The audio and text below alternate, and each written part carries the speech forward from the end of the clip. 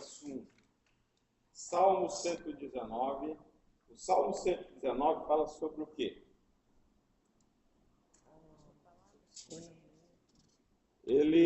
O Salmo 119 tem 176 versículos. Todos eles falam sobre a palavra. O alfabeto hebraico tem 22 letras. E cada estrofe, cada letra, ele é composto com 8 versículos. Fazendo a conta matemática, 22 vezes 8. Não tem nem como esquecer, né? Porque é de 8 em 8 versículos. Cada letra, isso aqui é um acróstico no hebraico. Essas letrinhas aí são o alfabeto. Aleph, Gimel, Bet, são todos árabes dele. Vamos ler o versículo 18. Desvenda os meus olhos para que eu contemple as maravilhas da tua lei. A gente não sabe quem escreveu o Salmo 119. Não foi Davi. E ele está fazendo uma oração sobre a palavra de Deus. O que é a Bíblia para você? A palavra. Boa. O que é? A Bíblia é onde consta todos os ensinamentos de Deus. É a palavra de Deus. É o manual do cristão. Manual do cristão é a palavra de Deus, da nossa fé.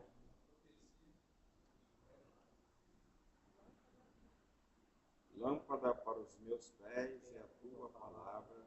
Ela é tudo isso um pouco mais. Ela nos revela Deus. O nosso Deus é um Deus infinito. Ele transcende toda percepção, toda capacidade humana de inteligência. Deus é além. Mas ele deixou para nós a palavra de Deus para que você entendesse, conhecesse um pouco dele. Aqui não tem toda a revelação de Deus, mas tem o suficiente para nós sabermos quem somos, para onde vamos e a quem servimos. E quem é esse Deus? Veja como a palavra de Deus é profunda. O salmista, ele ora pedindo que Deus abrisse os olhos para que ele pudesse contemplar as maravilhas dela. Porque nós temos pessoas, irmãos, que não têm prazer nem deleite com a palavra de Deus. Tem gente que acha isso enfadonho. É ou não é? Quem está começando a ler a Bíblia agora, isso aqui eu sou, não é aquele que faz dormir, sonífero, bateu-lhe baba. E tem muita gente que não faz isso hoje no Porto Velho. Mas a palavra de Deus é uma riqueza e é profunda. Como que você vai mergulhar na palavra de Deus sozinho? Como que você vai atingir o que Deus quer sozinho? Por isso que tem que orar. para a pessoa do Espírito nos revelar. Jeremias 33:3, caixinha de promessa, quem lê já sabe qual é esse versículo, né? Clama a mim, Responder-te e anunciar-te coisas grandes que temos que fazer. clama a mim, responder-te-ei e anunciar-te-ei coisas grandes e profundas que não sabes. Então, o profeta está pedindo para clamar ao Senhor que ele vai desvendar os mistérios da palavra de Deus para nós.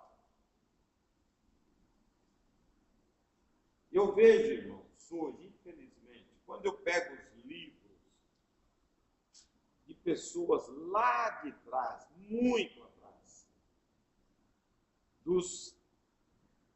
começar com Agostinho. Agostinho, de 437 anos da nossa era. Estava logo no começo da igreja.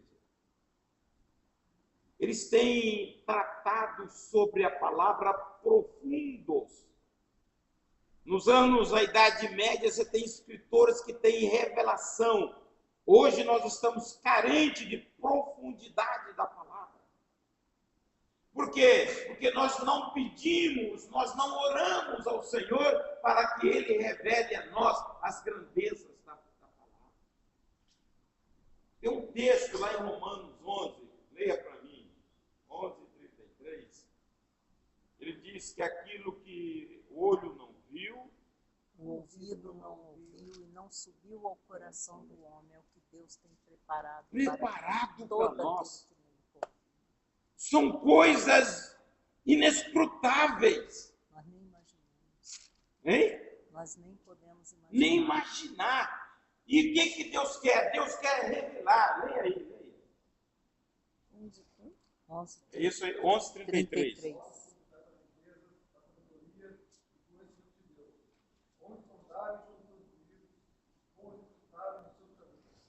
Aquele outro é Coríntios 2:9. 1 Coríntios. Então, profundidade da riqueza. Não é isso? O que mais? E do conhecimento de Deus. Você não vai revelar isso intelectualmente. Você precisa da ajuda do Espírito. Nós, quando tivemos aqui, acho que 3 semanas atrás, um estudo sobre o Espírito Santo, nós falamos dessa atividade do Espírito como professor e como revelador. É 1 Coríntios 2:9. 2:9. Então, é coisa profunda, é misteriosa. Você precisa orar. E o salmista ele tinha um desejo que a lei de Deus fosse desvendada a ele.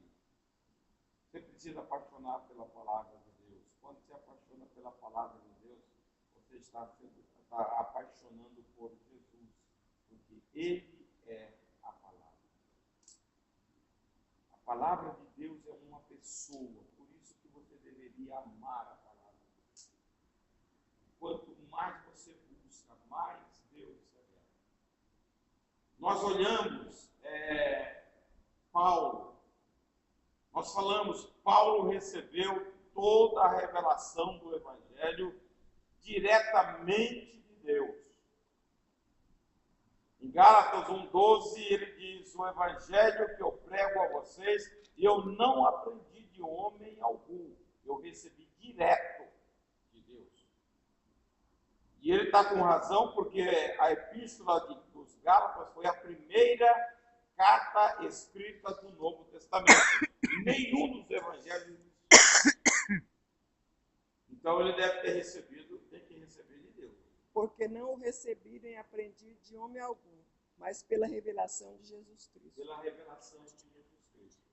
Então, nós precisamos ter essa fome pela palavra de Deus. Paulo, em algumas epístolas, ele ora sobre o conhecimento. Capítulo 1 de Efésios, versículos 16, pode ler até o 20.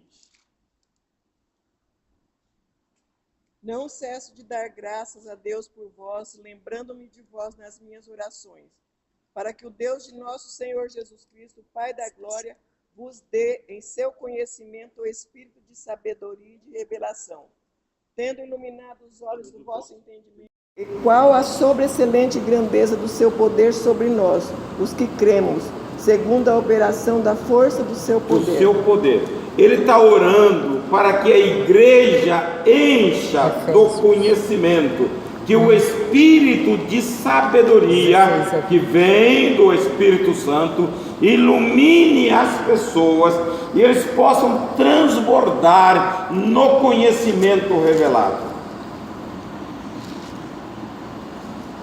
Quando você pega um livro e começa a ler, e a luz enfraquece,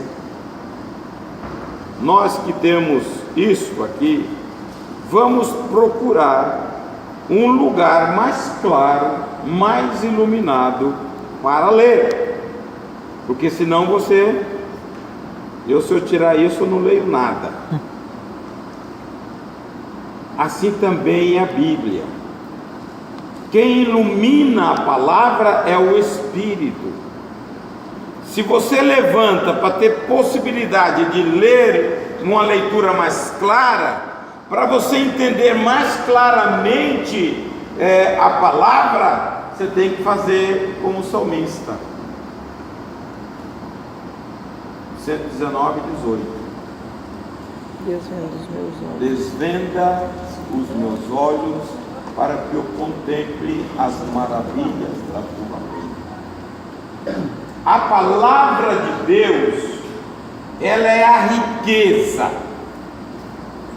Não existe no mundo preciosidade maior do que isto. Você lê um livro e ele caduca daqui a um ano, ele desatualiza. A Bíblia não, ela se renova, ela é diferente. Então Paulo ora para que o entendimento dos crentes sejam iluminados. Veja a necessidade. Se você olhar para a Bíblia, 4:4 de 2 Coríntios, diz que o Deus desse século cegou o entendimento para que não resplandeça o Evangelho de Cristo. Paulo está olhando para que o olho do entendimento seja aberto. E quem faz isto? O Espírito Santo. Você precisa ler, você precisa se deleitar na palavra, você precisa estudar a palavra. Não tem jeito. Irmãos, nós temos uma tabelinha aí para ler a Bíblia. Estudar é diferente. Você tem que investir tempo. Hoje nós não temos tempo mais para nada, né?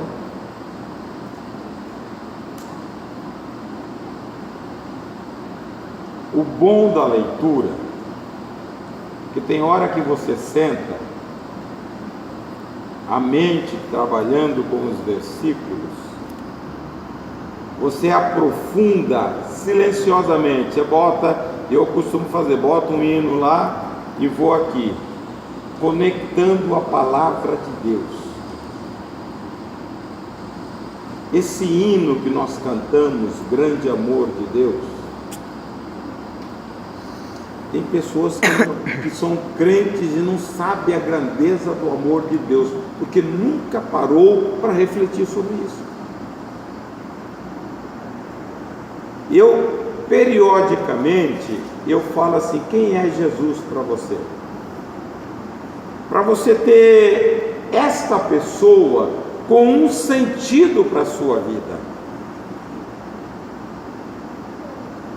E com isto, nós nos apegarmos a Deus em gratidão pelo que Ele fez por nós. Irmão, nós estávamos condenados. O nosso pescoço estava na guilhotina. E Jesus nos tirou de lá. Se você não começar a ver isso na Bíblia, você vem para cá como um fardo. O Evangelho não é fardo, o Evangelho é leve, é deleitoso, porque você vê o cuidado de Deus pela nossa vida que não merecia. É este amor, o Criador de céus e da terra, desce, sofre a nossa dor, é penalizado pelo nosso pecado. Deus pegou Jesus e amassou, porque o pecado merecia uma punição, e Jesus foi punido pelo meu pecado, porque ele não pecou. E hoje eu estou livre da condenação, eu tenho um acesso a Deus, eu tenho liberdade com o Senhor, que no Velho Testamento não tinha. Aquela palavra que Jesus disse, ela está consumado, abre uma porta, o véu rasga, e hoje você entra diante de Deus, na intimidade dele, através do Espírito, coisa que o Velho Testamento não desfrutava, porque tinha que ir através de um sacerdote. Hoje você vai direto, Jesus abriu o caminho para você. E você chega diante de Deus e fala: aqui está doendo, eu preciso do teu bálsamo, e ele vem e te cura. Glória a Jesus. Eu não entendo, irmãos, o Evangelho de hoje, realmente eu não entendo. Esse monte de gente doente na igreja, porque não conhece, não tem conhecimento da grandeza do conhecimento da palavra. É aquilo que está em Oséias 6:3: o meu povo está sendo destruído porque falta conhecimento. Nós temos um Deus presente, irmãos. Aonde você está, Ele está perto de você. Está querendo sempre o melhor para você, então precisa conhecê-lo. Tem crente que anda apavorado, fala mais de Satanás do que de Deus, porque não conhece. Nós servimos o Todo-Poderoso. Ninguém pode com Ele. Mas por desconhecimento valoriza quem não merece valor, e desvaloriza o rei. Falta de conhecimento.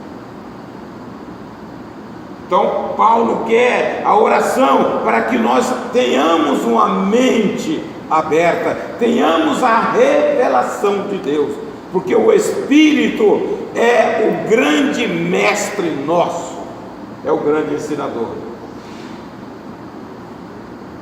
Eu falo de vez em quando, as pessoas questionam, mas se você não tivesse lido a Bíblia e pegasse o exemplar e fosse para um rincão, só você e a Bíblia, e começasse a ler, você se tornaria sábio. Hein?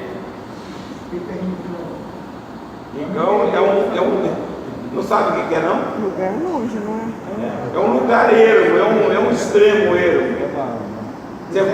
Você pega um rincão aqui, você vai lá para uma mata, aqui no rincão, e se enfurna lá.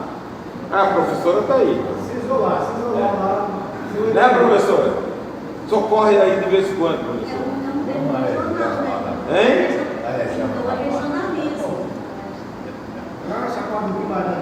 Isso, por aí. Aonde você não tem comunicação, você leva a Bíblia e você chama o professor, você sai de lá sábio. Porque nós temos. Foi o que Paulo aconteceu. Ele sai para a Arábia, passa 3 anos. De lá ele vai para a Cilícia, Tarso, mais 10. E lá ele está sendo instruído. E ele fala: olha, o que eu aprendi, não aprendi de homem.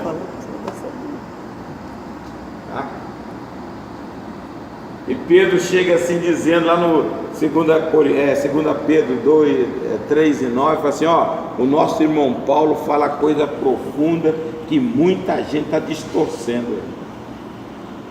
E ele que tinha andado com Jesus, e Paulo não andou. mas ele pediu a revelação do Espírito e o Espírito trouxe. Você está entendendo? É desejo, isso é motivação, é você que tem que desenvolver isso, irmão. Hoje nós ficamos nas redes sociais, só tem lixo, e as pessoas perdem muito tempo, hein? Toma um tempo absurdo, e as pessoas são viciadas. Olha, é um negócio, Satanás é tão sagaz, ele aprisionou. Você tem que andar na rua com cuidado, porque os caras atravessam a rua olhando, daqui a pouco está trombando a gente.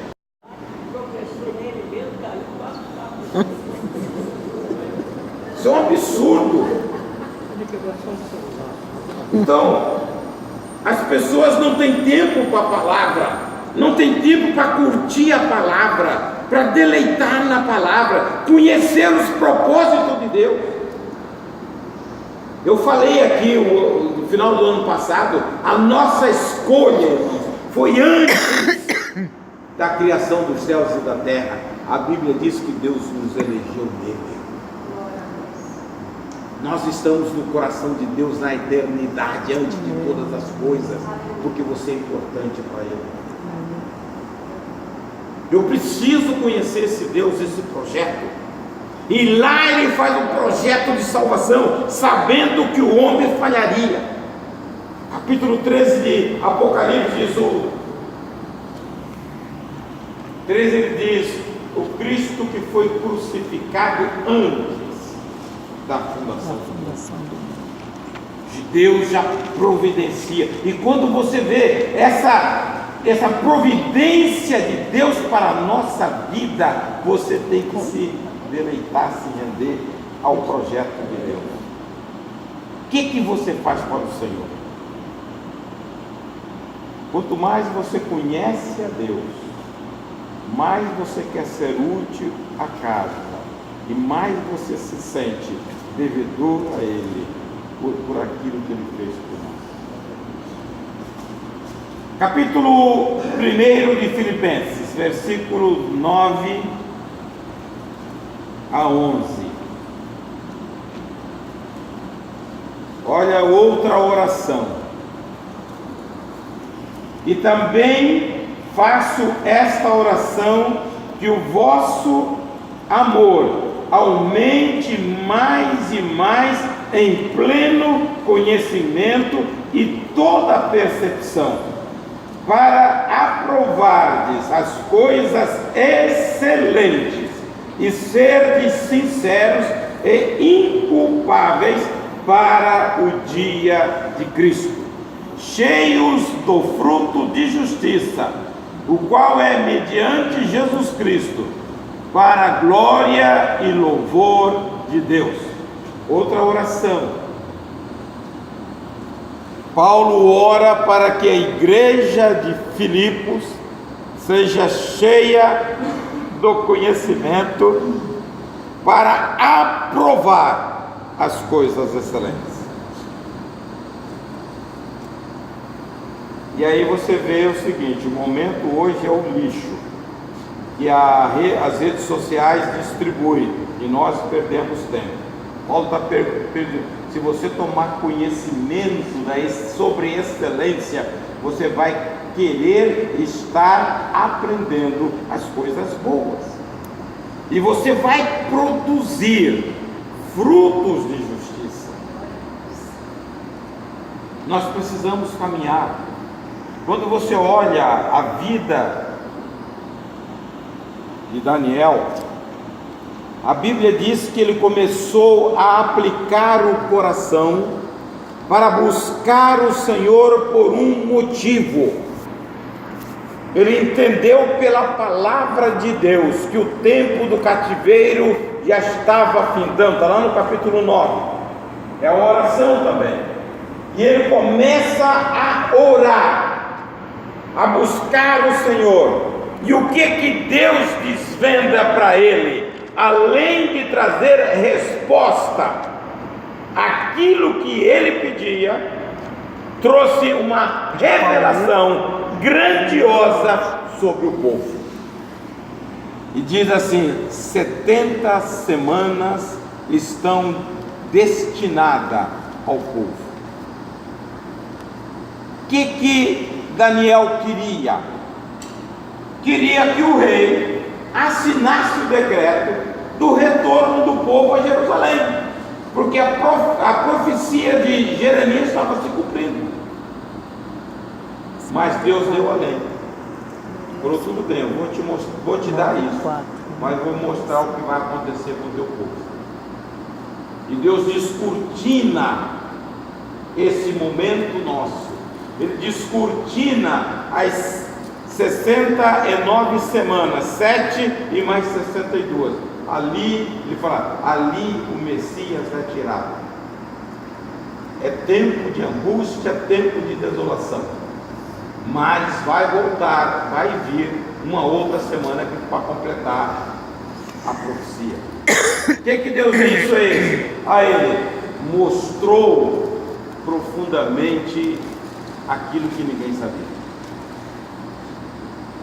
Quando você ora ao Senhor, Deus te mostra coisas grandes e profundas que você não sabe. Colossenses capítulo 1, versículo 9. Também é outra oração. Por esta razão nós também, 9 a 12. Desde o dia em que ouvimos, não cessamos de orar por vós outra vez. E de pedir que sejais cheios do conhecimento da sua vontade, em toda sabedoria e inteligência espiritual, para que possais andar dignamente diante do Senhor, agradando-lhe em tudo, frutificando em toda boa obra e crescendo no conhecimento de Deus. 11, não é? 11 também. Corroborados em toda fortaleza, segundo a força da sua glória, em toda paciência e longanimidade com gozo, dando graças ao Pai que nos fez idôneos para participar da herança dos santos na luz. Veja, Paulo tem uma preocupação com a igreja de Colossos. 10 a 12. Ele diz: desde que nós ouvimos falar de vocês. Paulo não foi o fundador da igreja, foi Epáfras. E ele falou assim: incessantemente eu oro por vocês. E a oração de Paulo, que ele queria que esta igreja, que estava sendo assolada pelos gnósticos, tomasse conhecimento da verdade de Deus. E ele diz que o conhecimento que ele ora é um conhecimento pleno de toda a vontade de Deus para nós. Qual é a vontade de Deus para você? Você sabe? Você sabe que cada um de nós tem uma missão a cumprir, e você sabe qual é a sua? Capítulo 4 de Efésios, se não me engano, versículo 1, Paulo fala assim: permaneça na vocação a que foste chamados. Qual é a sua vocação dentro do corpo de Cristo? Se você não conhece nada, você não sabe nem o que você faz. Se você é dedinho, se você é orelha, se você é nariz, o que você é. Mas cada um tem uma função. Muitas vezes nós deixamos de cumprir a nossa função. Um dia nós vamos prestar conta. Aí você vai entrar no capítulo 25 de Mateus, as parábolas dos talentos. Porque Deus dá a um, ali começa: Deus deu a um 5 talentos, a outro 2 talentos, e a outro 1 talento. E ele faz a observação: segundo a capacidade de cada um. Quando Deus olha um potencial em nós, Ele disponibiliza graça sobre nós, para o desempenho daquilo que Ele acha que você é capaz de fazer. Paulo diz o seguinte: eu trabalhei mais do que todos, a graça de Deus não foi em vão. No capítulo 6 de 2 Coríntios, ele fala: não useis a graça de Deus em vão. Por quê? Porque você tem um potencial, Deus derramou esse potencial e você não exercita aquilo que Deus confiou a você. Isso.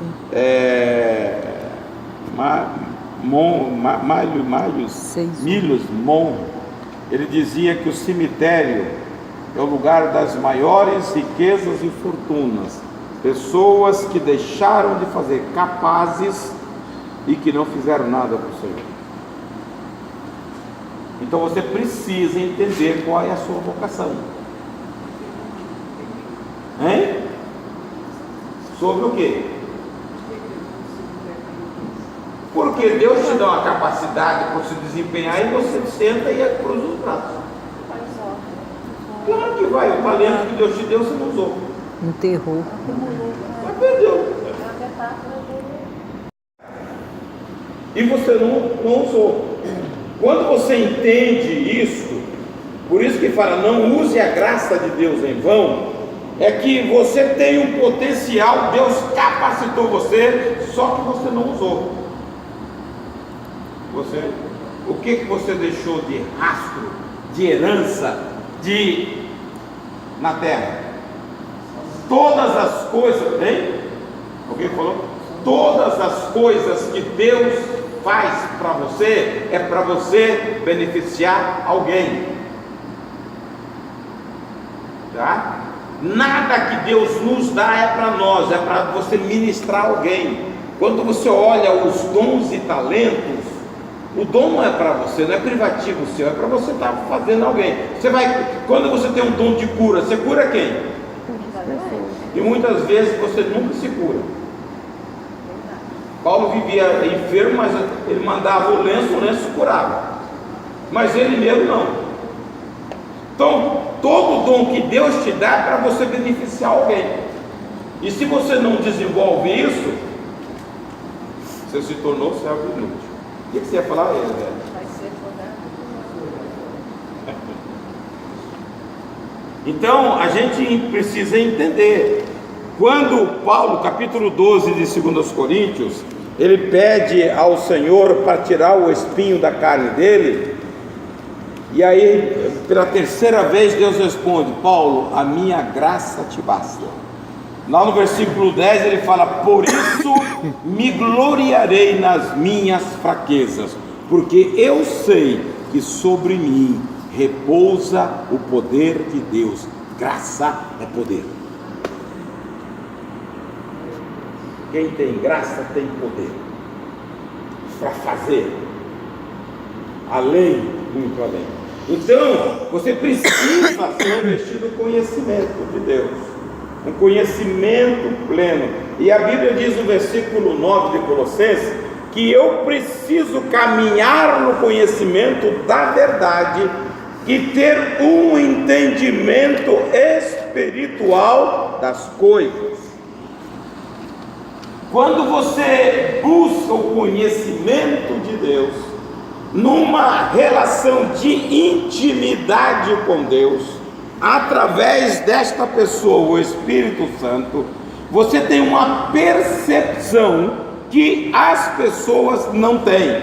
Segundo 1 Coríntios 2 e 14, ele diz o seguinte: o homem natural não compreende as coisas do espiritual. Mas por quê? Porque elas discernem. Mas o espiritual tudo entende. São essa percepção, esse entendimento.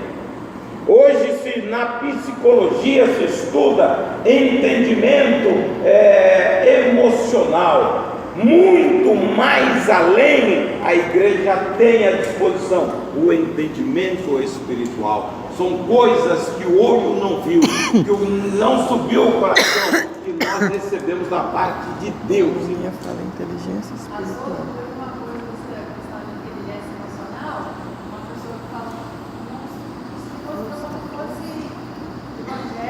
2,14 é o homem nascido, 2, né?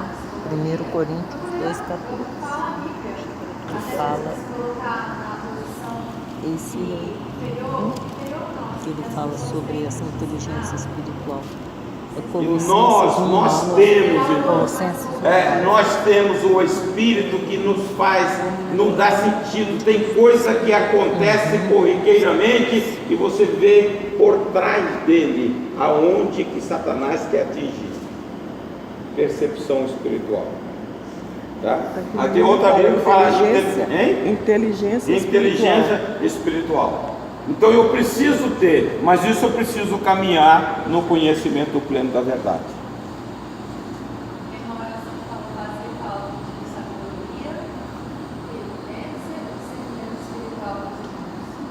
Essa aí. 1:9 de Colossenses. Tá. Então, nós precisamos, irmãos, o crente tem que se levantar, acabar com a ociosidade, acabar com a preguiça. Nós somos muito preguiçosos. Gostaria que muita gente, que você pudesse não pegar esses enlatados aí, mas mergulhar na palavra. O Espírito está aqui conosco para trazer revelação a nós, iluminar o nosso entendimento, aprofundar a nossa percepção das coisas de Deus. Capítulo 2 de Colossenses, logo em seguidinho, versículo 2 e 3.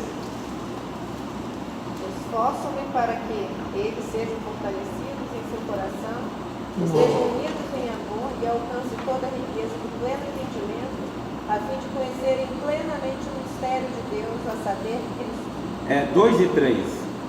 Colossenses 2, 3. Em que Nele estão escondidos, né, todos os tesouros da sabedoria e do conhecimento. Estão ocultos. Então está dizendo que para que os nossos corações sejam confortados, vinculados juntamente em amor, tenham toda a riqueza, forte convicção do entendimento, para compreenderem plenamente o mistério de Deus, Cristo. Cristo é o mistério. Tem um outro que diz também que o mistério que esteve oculto das gerações, aprove a Deus trazer a revelação para a igreja hoje. A igreja, irmãos, é extremamente privilegiada. Aquilo que os velhos tinham como sombra, nós temos como revelação, porque Jesus é o que trouxe a revelação. Capítulo 1, verso 18 de João, ele fala: ninguém viu a Deus, mas o Filho que estava no seio do Pai o revelou. Então o nosso momento é especial, e nós muitas vezes estamos perdendo o momento. João 1,18. Não é isso? 1:18? Ninguém jamais viu a Deus, mas o Deus unigênito que está junto ao Pai o tornou conhecido. O Deus unigênito, Jesus. Ele traz uma revelação. Quando Filipe mostra-nos o Pai, ele diz: Filipe, eu estou há tanto tempo convosco. Quem vê a mim, é o Pai. Capítulo 1, 16 de Colossenses. Ele diz que nele reside toda a plenitude de Deus, não é isso? 16 ou 19? Colossenses 1, 16 ou 19? Pois do agrado de Deus que ele habitasse toda a plenitude. Por meio dele reconciliasse consigo. Então, Hebreus 1 e 3 diz que ele é a expressão exata de Deus, que conviveu conosco, trouxe a distância para junto de nós. Então você tem uma revelação que o Espírito quer te iluminar, para você entender. Veja, a Bíblia está dizendo que todo o tesouro do conhecimento e da sabedoria estão em Cristo Jesus. Irmãos, você não pega tesouro com a pazinha assim, você tem que cavar. Esse é o problema. Como nós temos uma certa indolência em cavar, nós ficamos no raso. Mas a Bíblia diz que todo o tesouro da sabedoria e do conhecimento está em Cristo Jesus. Amém. E Jesus trouxe a revelação de Deus para nós. O unigênito trouxe a revelação. Aquilo que Moisés vislumbrou como uma pátria cujo fundamento é o céu, está lá em Hebreus 11, se não me engano 27, nós temos aqui. Por isso que Paulo, no capítulo 3 de 2 Coríntios, ele fala desta atuação majestosa do Espírito. Ele diz que o ministério do Espírito é infinitamente superior ao ministério passado. No capítulo 3, verso 7, ele diz: se o ministério da condenação foi glorioso a ponto de Moisés descer do monte e ninguém podia fitar o olho nele por causa do brilho da sua face, teve que eu colocar um véu. Ele fala assim, muito mais. É o ministério do Espírito. Só que nós, a igreja hoje, está passando o nosso tempo e nós não utilizamos esta pessoa que está conosco para nos levar além, para você ter um desfrute de Deus, para que a sua mente seja aberta e você possa aprofundar o conhecimento da verdade de Deus. Quem é Deus para você?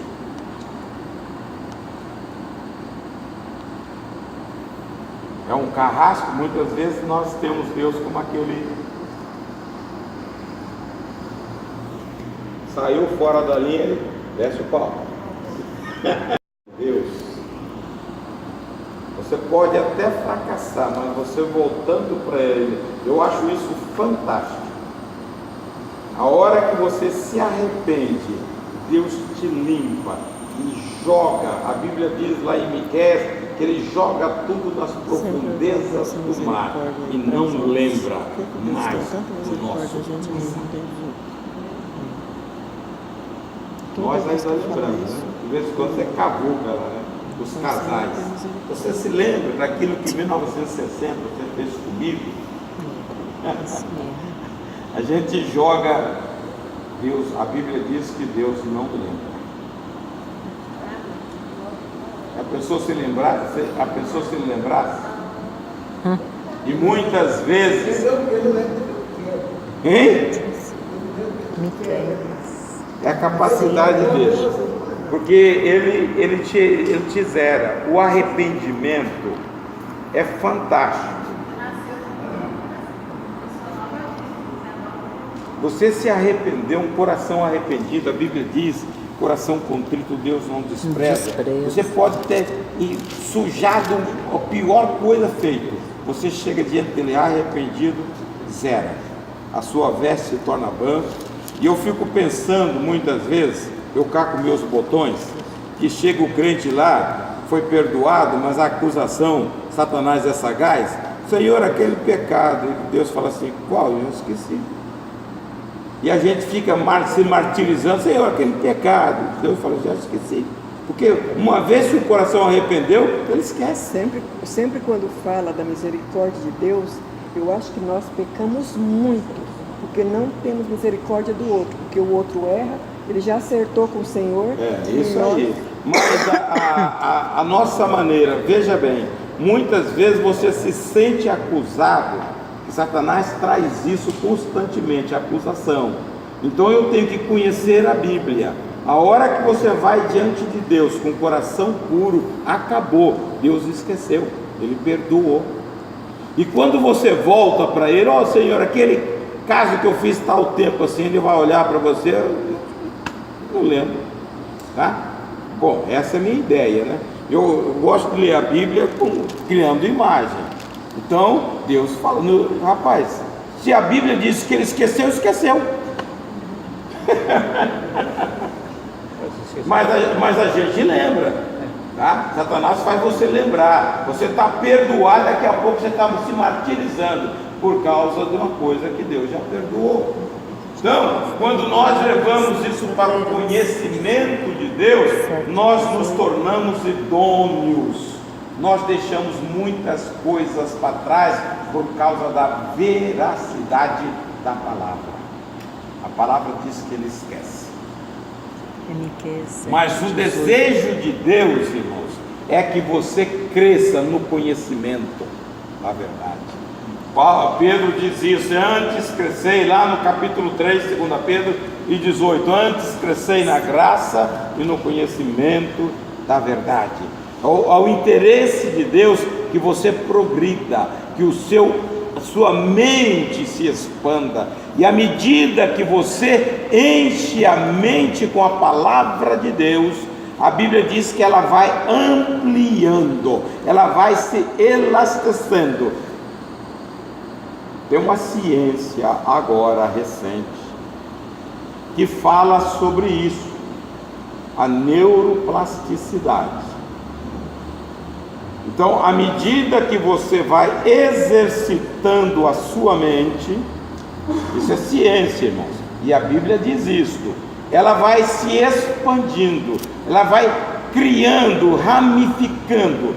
Lá no capítulo 5 de Hebreus, no versículo 12, fala de um crente inativo, mas no 14 ele diz que um crente que pode se expandir. Então leia 12, 13 e 14. Porque devendo já ser mestres pelo tempo, ainda necessitais de que se vos torne a ensinar quais sejam os primeiros rudimentos da palavra de Deus. E vos haveis feito tais que necessitais de leite e não de sólido mantimento.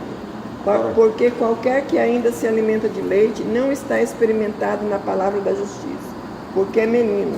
Mas o mantimento sólido é para os perfeitos, os quais, em razão do costume, têm os sentidos exercitados para discernir tanto o bem como o mal. A sua mente vai abrindo e você começa a perceber o que é certo e o que é errado, o bem e o mal. Ele está falando de crente que está caindo do dente, irmãos, que já devia ser mestre e não é.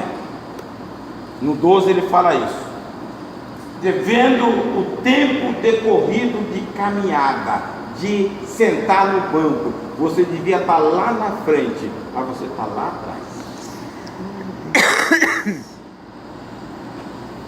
Já pensou? Se todos nós avançássemos na medida que Deus quer de cada um de nós.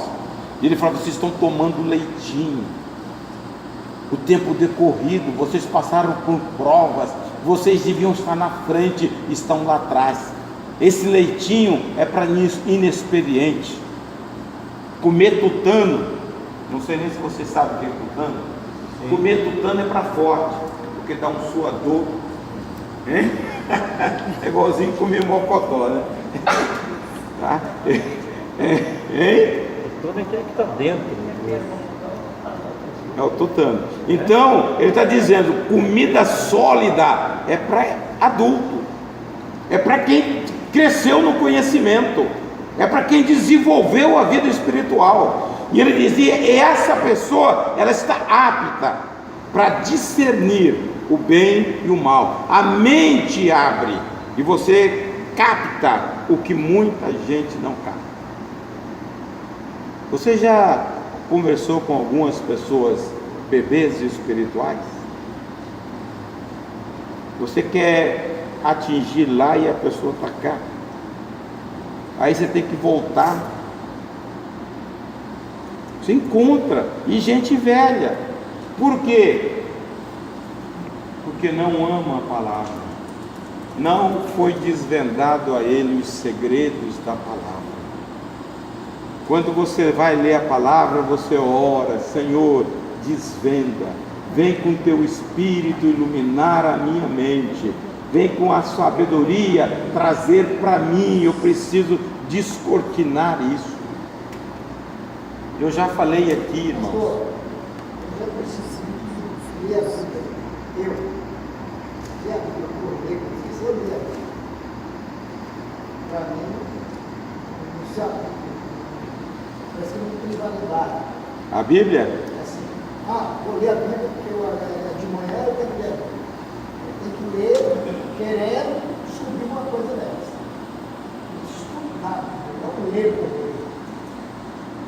A leitura. O senhor disse sobre isso?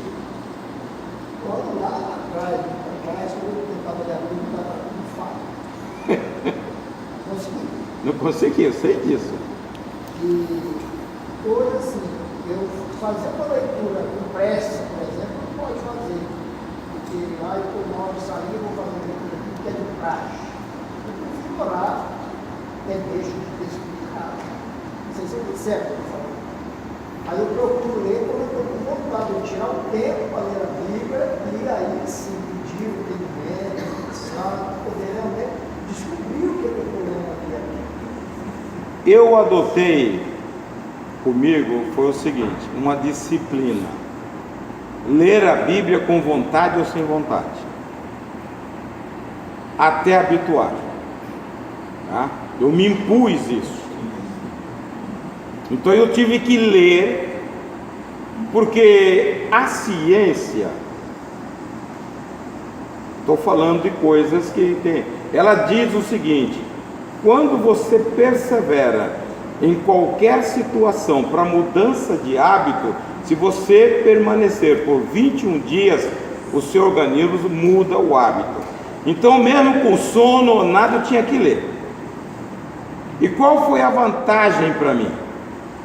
Nas repetições da Bíblia, eu sempre trazia algo novo para a minha leitura. Eu leio a Bíblia, estou lendo a Bíblia outra vez, mas eu procuro sempre, eu sei todos os capítulos da Bíblia, tá? De todos os livros. Quando você chega no Novo Testamento, a partir do Evangelho de João, eu sei cada capítulo qual é o assunto. Isso eu trago na leitura. A hora que eu paro, ou a minha mente está trabalhando com a palavra. É aí que vem a facilidade por causa dessa repetição de leitura. Eu começo a fazer conexão e eu começo a dar passeios, tá? É nessa hora, por exemplo, sábado, Lia sabe, eu vou perguntando as coisas lá, eu estava dizendo, a história aqui, o capítulo tal está dizendo isso, lá no capítulo na frente faz isso, está amarrando aqui. Então, isso me facilita pela repetição. Mas eu tenho um momento que eu tenho que estudar. Aí eu pego várias versões da Bíblia, espalho e vou tirar dúvida. Tem momento, tem coisas na Bíblia que você se questiona, tá? Eu já falei aqui, quando o versículo 24, 49 de Lucas: eis que sobre vós envio a promessa do meu Pai. Isso não assentava no meu coração, porque todo mundo fala que a promessa é Joel, e aquilo não assentava no meu coração. Eu falei, não dá. E eu fui nesse momento para a disputa, para os pés do Senhor, me revela. E a lei áurea da interpretação da Bíblia, hermenêutica, ela diz: a Bíblia interpreta a própria Bíblia. Tudo que você quiser entender da Bíblia, ela tem resposta para você. Aí eu fui lá em Gálatas, e um dia passando, falou: a promessa do Espírito Santo que Jesus falou foi dada a Abraão, quando Deus faz uma aliança com ele. Então são coisas que toca. Por exemplo, eu falo com total segurança: quem brinca de reter perdão vai para o inferno.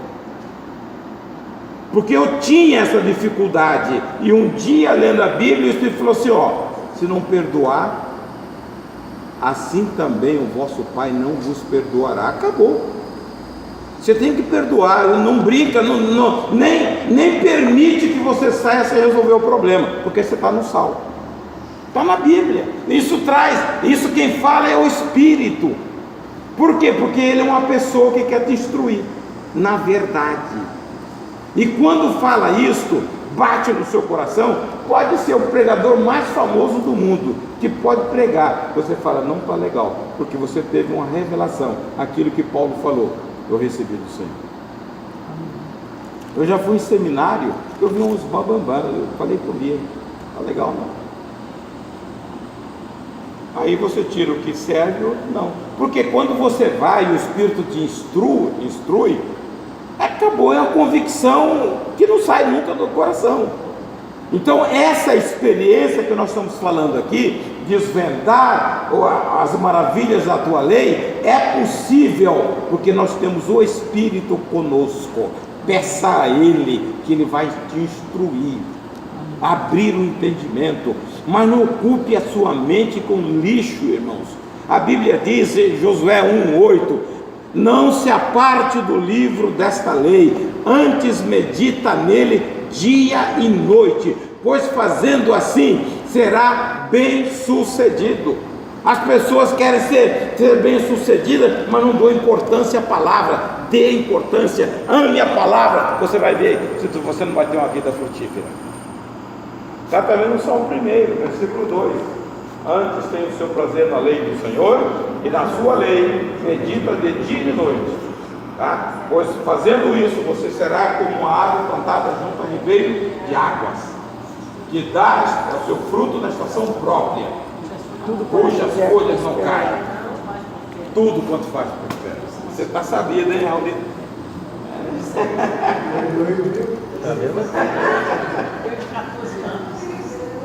Então, a gente precisa valorizar a palavra de Deus. Hebreus 4:12: a palavra de Deus é viva e eficaz. Por que você fica dando importância a coisa que não te vivifica?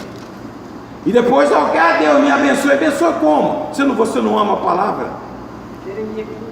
15:16: achadas as tuas palavras, logo as comi, sendo para mim gozo no coração. Então você tem que amar a palavra, desvendar os mistérios. Nós vamos morar com o Senhor, e eu preciso saber como é lá, e aqui traz na revelação. Não fica com medo da palavra, não. Lia tem medo do Apocalipse, não fica com medo Não, eu não tenho medo do Apocalipse, não. Eu não entendo muito. Meu pai é tímido. Não é medo, não. É que eu não entendo. Mas a palavra de Deus como diz o profeta, é mel para a nossa boca. Amém?